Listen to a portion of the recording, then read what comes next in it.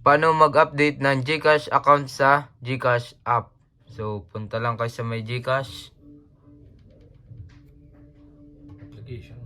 GCash application. At yan, may lalabas na time for an update. So, click nyo na tong let's go. At makikita nyo na yung GCash update button. So,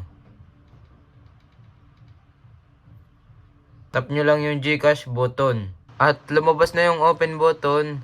Successful na na-update ang Tama ang ating GCash account. So, open natin.